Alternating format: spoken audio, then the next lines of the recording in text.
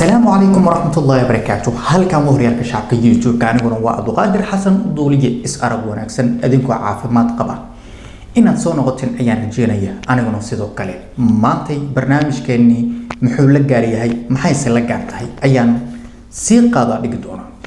مانتي ميسكو وحاينو صارن شيخ وين إلهي باوينه أو عالم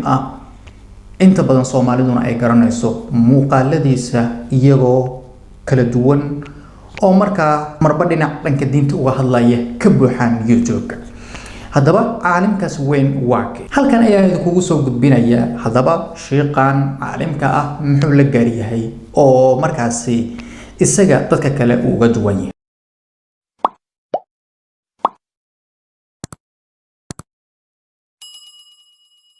haddii ay tahay markii ugu horeysay oo bartan horyaalka shacabka YouTube-ka aad soo booqatid waxaan ka codsanaynaa waxay tahay subscribe-ka inaad noo reebtid asxaabtii hore iyo kuwa cusubba waxaan ka codsanaynaa waxay tahay maadaama aan culimo waaweyn aan ka hadlayo maanta oo intiina badan aad wada garanaysin title-ka hoosena magaciisa aad ka aragteen bal sheeqa in loo reebo laagta iyo sidoo kale commentiga waa muhiim adinkuna ajir ayaad ka helaysiin sababtoo ah in markii culimada laga hadlayo la isdhiila galiyo laftirkeedu waa muhiim muuqaalkeena ayaan sii qaadaa dhigi doona Sheekh Mustafa Xaaji Ismaaciil waa sheekha aan ka hadli doono oo waan dhihi doono maanta muxuu la gaariyaa haddaba Sheekh Mustafa oo intiina badan aad wada garanaysiin aadna u wada taqaanin waa caalim weyn oo diinta si fiican u yaqaana muuqaaladiisa iyagoo dhowr nooc ah ayay markaa ka buuxaa YouTube-ka waana ka helaysaa haddii aad Sheekh Mustafa Xaaji Ismaaciil aad ku qortid waad ka helaysaa haddaba Sheekh Mustafa marka ugu horeysa waxyaabaha uu la gaar yahay waxaa ka mid ah inuu yahay caalim weyn oo diinta si fiican u bartay runtii Sheekh Mustafa waa la dhihi karaa waxa uu ka mid yahay culimada ugu waaweyn ee Soomaalida ha ahaato Soomaalida degta Djibouti Soomaaliya kuwa Ethiopia iyo Kenya iyo degaha ahaadaan dhammaantood waa caalim weyn oo Soomaalidoo dhan aad u wada garanayso isla markaana aad loo wada yaqaano kana mid ah culimada ugu firfircoon ugu aqoonta sareysa culimada Soomaaliya sidoo kale Sheekh Mustafa si weyn dadka Soomaaliyeed ay casharadiisa iyo kitaabadiisa iyo wacdiyadiisa kala duwan ay aad u daawadaan waxa uu ka mid yahay haddii uu saba ugu horeynin culimada sida weyn dadku ay u daawadaan casharadiisa kala duwan ee ku jira YouTube runtii markaad fiirisid casharadiisa dad aad u tiro badan ayaa daawado oo aad u moodidba dadkan inayba ku taxan yihiin sheekha oo mar walba muuqaaladiis aad u daawada runtii waa arrin aad u wanaagsan haddii ummadeena Soomaaliyeed ay casharadii diinta iyo culimadii wacdigooda ay aad u daawanayaan waa waxyaabo aad looga mahadiyo Sheekh Mustafa waxa uu ka mid yahay culimada dhanka YouTube-ka aadka loo daawado waa waxyaabaha uu u gaar yahay oo culimada qaar uu uga duwan yahay runtii ilaahay ha darajeeyo ilaahay ha ciiseeyo sidoo kale Sheekh Mustafa waxyaabaha kale oo uu la gaarka yahay waxaa ka mid ah muxaadarooyinka uu ku qabto adduunka dacladiisa meel walba oo ay Soomaalidu joogto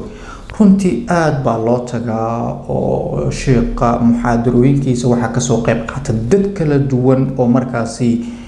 iskaga yimaada magaalada uu markaasi ku qabanayo muxaadarada qeybaheeda kala duwan ilaa ma markaa tusaale kale markii uu sheekhu muxaadaro ku qabanayo kale Kenya ama Somaliland oo kale ama Hargeysa oo kale tusaale kale waxa la iskaga imaanayaa Somaliland daafaheeda kala duwan si markaasi dadku ay u dhageystaan wacdiga Sheekh Mustafa Xaaji ilaahay ha barakeeyo marka Sheekh Mustafa aad ayay marka Soomaalidu markuu yimaado aad ayay soo dhaweysaa waxyaabaha kale oo sheekha uu la gaarka yahay runtii waxa ka mid ah oo xusida mudan mas'alooyinka badanaa culimadu isku khilaafsan yihiin oo xogaa khilaafka uu ka jiro kale aad ayuu uga gaabsadaa kamana hadlo runtii waa arrin aad u wanaagsan oo bogaadin leh runtii in sheekhu badana meelaha khilaafyada ay ka jiro oo culimada xoogaa mas'alooyinka isku khilaafaan uu aad uga gaabsado runtii waa waxyaabaha ay Soomaalidu aad sheekha ugu jeceshahay ayay ka mid yahay culimo badan oo waxa jira arrimahaas ka hadla laakiin Sheekh Mustafa arrimahaas badana uu ka gaabsadaa waa waxyaabaha uu uga duwan yahay culimada kale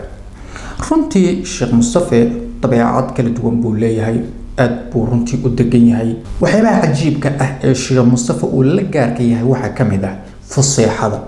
runtii waa sheekh aad u fasaxa wanaagsan markii uu goobaha wacdiyada iyo uu joogo kale aad fasaxadiisu wanaagsan tahay oo dadkoo dhan ay wada fahmayaan fasaxaduna ma ahan mid la iska helo dadkoo dhanna ma noqdaan dad fasaxadooda wada wanaagsan tahay dad yow kala duwan baa jira oo fasaxadooda xogaa adag tahay laakiin fasaxadu waa waxyaabo rabbaani ah oo Ilaahay dad gaar ah uu siiyay runtii marka Sheekh Mustafa fasaxadiisu aad ayay u wanaagsan tahay sidoo kale Sheekh Mustafa luqado kala duwan ayuu yaqaan ajir iyo xasanaad la soo koobi karin Allah siiyo waxaan leeyahay Sheekh Mustafa halkaaga ka wad Soomaalidu aad bay runtii ay ku taageersan tahay waxaan leeyahay culimada kale ha ku daystaan Sheekh Mustafa Xaaji Ismaaciil muuqaalkayga maanta intaas ayaan ku soo gabagabeynayaa Sheekh Mustafa laagta iyo commentiga intuba kala tagaynine waxaan idin leeyahay intuba u reeba haddii aad muuqaalkan aad baraha kale ee social media aad sii gelinaysiin fasax ayaa u haysatiin la idinkuma qabsan karo insha Allah waan fasaxay anigu saas ayaan isku ognahay